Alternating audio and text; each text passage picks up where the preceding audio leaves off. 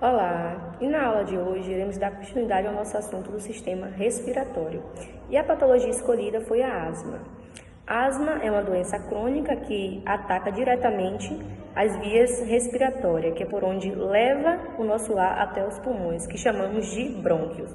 Os brônquios, eles ficam com uma quantidade de muco e secreção que acaba dificultando a passagem de ar das vias respiratórias pelo brônquios até chegar aos pulmões, dando consequências de tosse, falta de ar, entre outras. Na asma, os pulmões apresentam inflamação crônica nas vias aéreas. O aumento da produção de muco e espasmo dos músculos ao redor dos seus bronquíolos. Isso pode resultar em bronquiectação, dificuldade respiratória e sibilância. Além disso, a parede dos bronquíolos pode ficar espessa devido à inflamação crônica resultando em obstrução das vias aéreas. A asma é provocada por uma complexa relação entre factores genéticos e ambientais, tais como infecções víricas, alérgenos e agentes ocupacionais, que influenciam não só o aparecimento como a progressão. As causas ou gatilhos que desencanteiam frequentemente as crises são as seguintes: infecções víricas, que são as constipações, exercícios físicos, exposições a alérgenos, mudanças no clima, risos, substâncias irritantes, como fumos, cheiros fortes, poluição e os demais.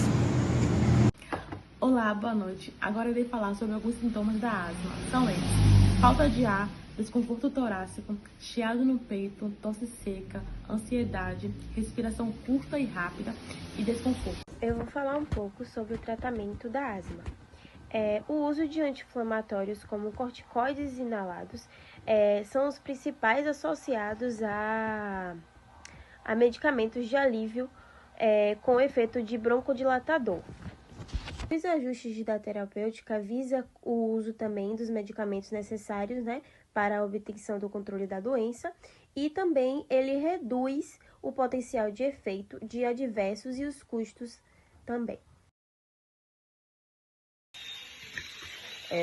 O diagnóstico da asma, ela tem várias etapas, né? Primeiramente, começa com o histórico familiar do paciente, onde inicialmente o médico ele vai fazer uma busca, conhecer o histórico familiar do paciente, se há algum caso de asma já frequente na família, se tem alergias, né? Porque a asma ela pode ser hereditária. Segundo passo é o exame físico, aonde o médico ele vai analisar o quadro geral de saúde do paciente, sintomas apresentados, frequência em que ocorre. Ele vai fazer alguns exames físicos, como auscultar a respiração do paciente utilizando o estetoscópio, para ver se há inflamação ou estreitamento de vias aéreas, né? O terceiro passo é o teste de função pulmonar ou espirometria, que mede a quantidade de ar que você pode expirar e com que rapidez. Além de outros exames, né, como teste de alergia, radiografia do tórax, tomografia computadorizada, hemogramas, eletrocardiogramas, entre outros, né? E tem o teste de provocação brônquica. Esse teste é para que seja confirmado ou não o diagnóstico da asma, e que daí por diante o médico ele vai recomendar um plano de tratamento personalizado para controlar os sintomas e prevenir as crises. Me chamo Michele e irei explicar as principais formas de prevenção da asma.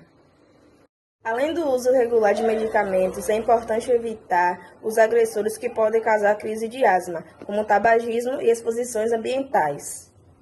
A prática de exercício físico é muito importante para o asmático. A pessoa pode escolher um exercício ou um esporte que se adapte melhor à sua rotina. Nenhum alimento é proibido, a não ser que a pessoa tenha uma alergia específica. É importante também manter o peso dentro da faixa normal, pois a obesidade pode piorar os sintomas da asma. É preciso também tratar outras doenças que podem interferir no controle da asma, como rinite, refluxo, ansiedade, apneia do sono. Em caso de crise, o paciente deve fazer o uso das medicações prescritas para o alívio dos sintomas. Algumas crises podem ser graves, então se o paciente está fazendo uso de broncodilatadores na crise e não apresenta melhora na falta de ar, deve procurar sem demora um serviço de pronto atendimento. Em algumas ocasiões, pode ser necessário até a internação hospitalar.